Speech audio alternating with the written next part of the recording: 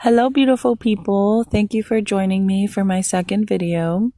If you're interested in what I've channeled regarding feminine avenues of ascension, feel free to watch my first video linked in the description. It is an honor to be here with you. First, I would like to say that most of what I relay here is from my own experiences, my influences, my personal influences, and my teachers and readings, and also a combination with my own personal channeled information. While I may sometimes speak in absolute or assertive tones, everything always should be checked with your own inner knowing. I make no claim that the information channeled here is the only or highest explanations or perspectives on these subject matters. Also, something I wish to take note of before beginning is that while I do speak in masculine and feminine terms, I am intending them to be polarities encompassed within a unified expression of the universe, and am not implying personal or social gender. I have a unified perspective of the divine and its expression, and choose to use polarities to better describe my human experience as this energy is expressed into form. Today, I will be discussing spiritual narcissism, emotional embodiment, and the collective shadow, and how all these subject matters are interrelated. To me, emotional embodiment is the process of feeling our feelings and emotions as a sensory mechanism within our body. It is also our body's capacity to communicate this experience to us in order to feel, process, and move these energies. Like described in my first video, I connotate feelings, sensations, and the body with the feminine polarity, and mindfulness, cerebral processing, and logic with the masculine polarity. This is a general view with many exceptions. However, for the sake of communicating in a comprehensive way, these are the connotations I have laid out. One of the highest and most sophisticated faculties of our human vessel, from the spiritual perspective, is the capacity for emotional embodiment. It is my understanding that the sensual and all-encompassing process of feeling the human experience is one of the most significant cause for incarnating. Regardless of the feeling experience, whether it be ecstatic bliss, pain, or the mundane, or anything in between, this is all highly pleasurable and vital biofeedback for the expansion of our oversoul. It is, in fact, our capacity for emotional embodiment, coupled with the presence of our body's feeling sensations of the human experience, that expands and evolves the oversoul of our human consciousness. This is why sometimes we voluntarily choose extremely challenging or painful experiences in order to stretch the capacity of our soul's knowing. With this spiritual understanding of the capacity of the human vessel to properly process the human experience through feeling sensations, and subsequently clear and evolve the oversoul through direct biofeedback, it is better comprehended as to how this same process is utilized to clear and heal the collective shadow. From my understanding, the collective shadow is an amalgamation of repressed, shunned, or unprocessed human characteristics, traumas, and experience, sometimes also referred to as collective karma. By personally feeling the repressed trauma of the collective in an intimate and embodied way, the human vessel acts as a surrogate for those unable or unwilling to process these blocks. It is by the act of the human feeling these emotional patterns and traumas on a personal and real level that they heal the collective shadow. During this process, one is completely engulfed and encompassed within identifying with these emotional sensations as an inherent result of full embodiment. There is no cerebral or logical act of detachment involved which would distract or diminish the validity of the emotional experience. By feeling the emotions of our traumas within the collective shadow, our body's physical sensations and communication to us allow us to process and move through these emotions, resulting in a clearing of both our personal and collective blocks.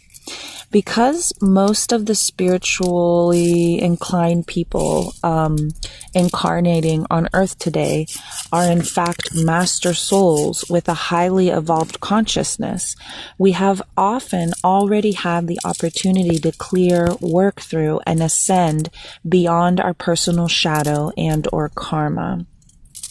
I'm not using these terms as interchangeable. I do understand that karma is a very complicated process or complicated idea. However, if you consider these to be interchangeable, or if karma is more graspable than shadow, I was just channeling to use these both. Okay, so let's start again here, or let's go back just a little bit. So because most of the spiritual people are master souls that have already cleared this energy, we have to also, however, understand that there's a reason behind still incarnating.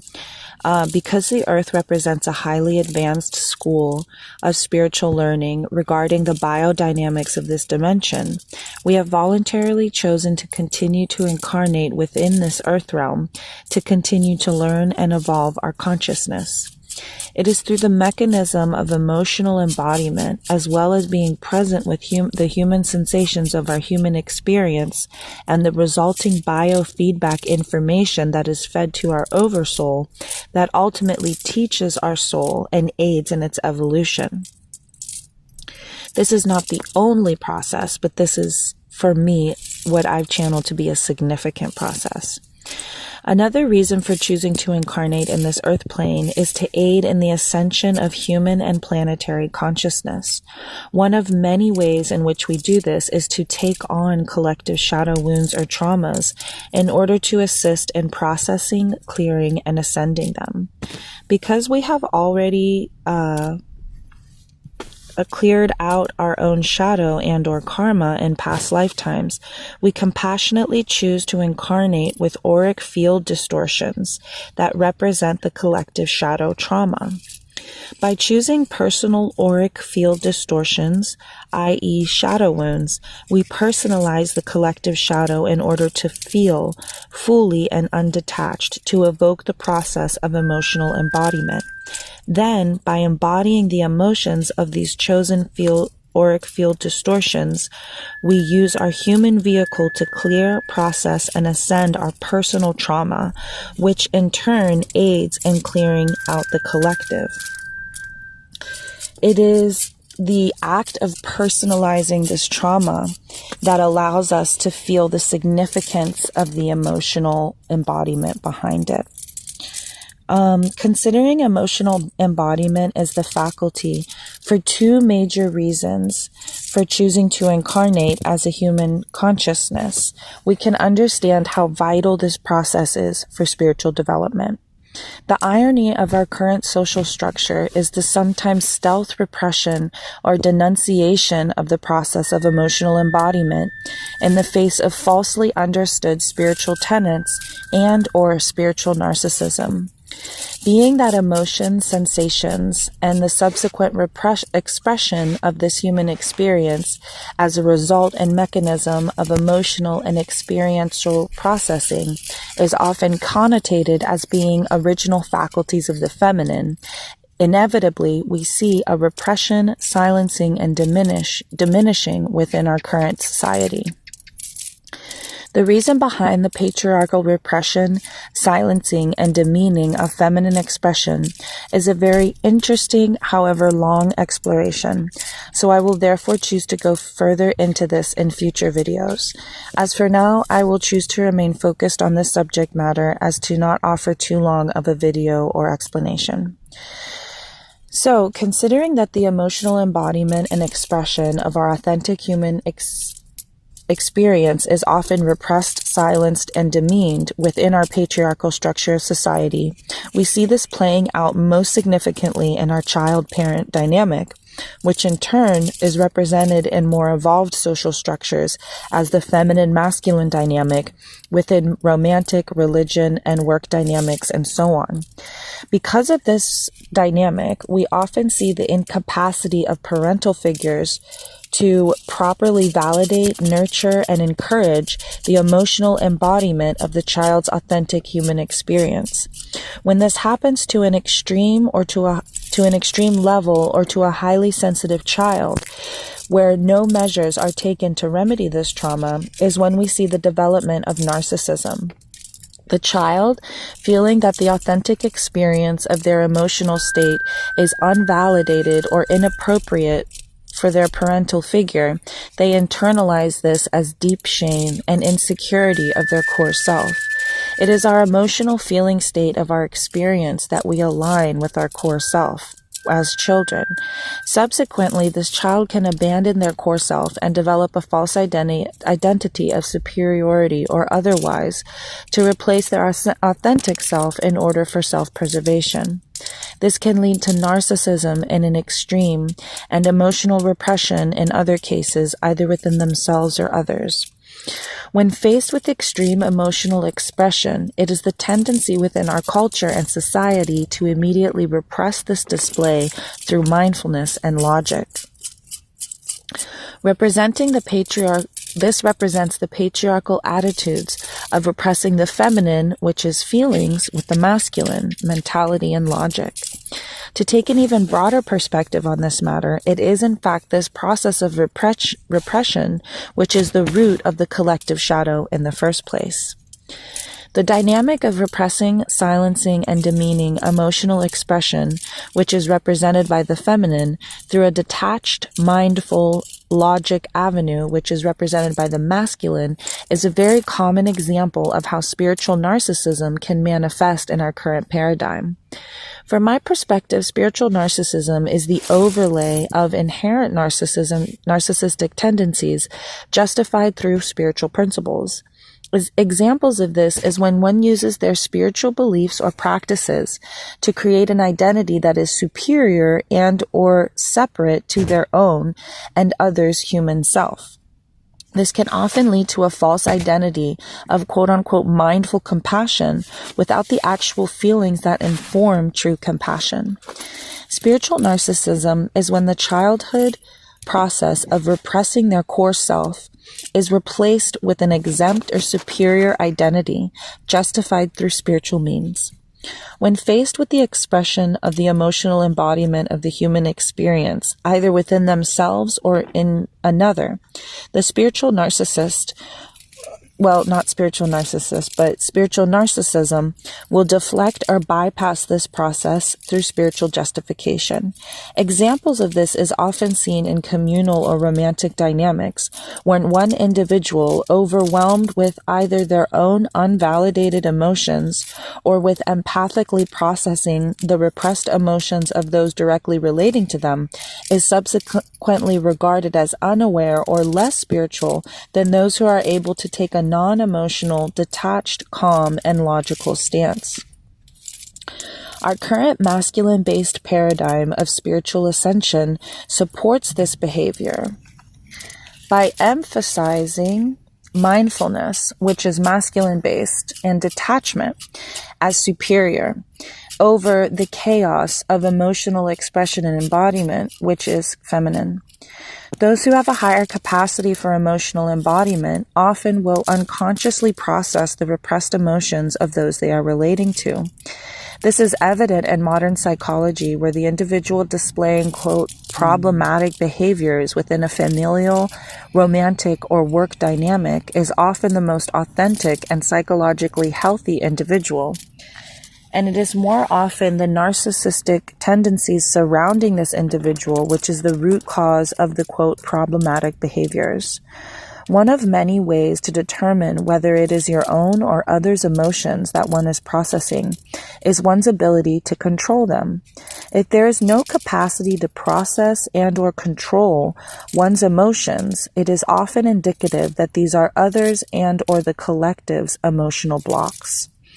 The true irony and undermining concept here is that those incapable or unwilling of authentic emotional embodiment are often represented or thought of as spiritually superior or more aware by themselves and others.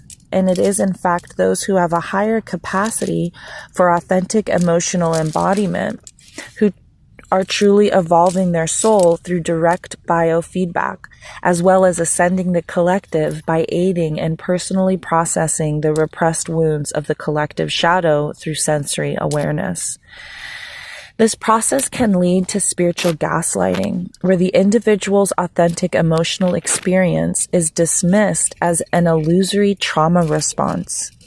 This invalidation from their significant others, family, or community, and even themselves, can distort not only the perception of themselves and their reality, but can divorce them from their core spiritual embodiment, which is inherently fueled, and guided by their authentic emotional compass, of which they begin to question as they internalize the perspective of those around them. Spiritual narcissism and gaslighting is especially insidious because it calls into question the validity, not only the validity of our worth, but our significance and sacred core identity, our spiritual selves. So let me repeat that. Spiritual narcissism and gaslighting is especially insidious because it not only calls into question the validity of our worth, but also the significant and sacred core identity of ourselves, which is our spiritual self. This information and awareness is not meant to distract or dishearten the current and potent spiritual evolution that is currently taking place on our planet. It is, however, intended to unveil and dismantle the modern immature masculine-based paradigms that run prevalently in all of our social structures and subsequently insidiously hides within our current spiritual community. The beautiful and invincible aspect of the divine feminine and her feelings is that they are undeniably true and valid, as well as ever prevailing. Regardless of outdated, immature, or wounded dynamics within our spiritual community, there lives and breathes the blood-pumping emergence of authenticity rising within the hearts and bodies of our most healed and strong individuals. This is not to pit one against the other, but to aid in the identification of and healing of spiritual narcissism within ourselves and our dynamic. The masculine-based logic and mindfulness is a valid, crucial, and vital complement to the creative and emotional sensations of the feminine perspective. They are intended to work together in a harmonious and supportive fashion of balance, never to negate or dominate the other. As individuals are waking up to disingenuous energies within themselves, their community, and society at large, we continue to evoke the process of dismantling any blocks that would deter from our own courageous and sensitive internal and spiritual knowing, informed by the brilliance, intelligence, and undeniability of our authentic emotional compass, which is constantly being informed and honed by our human sensitivities, as the human body is the vehicle for our eternal souls.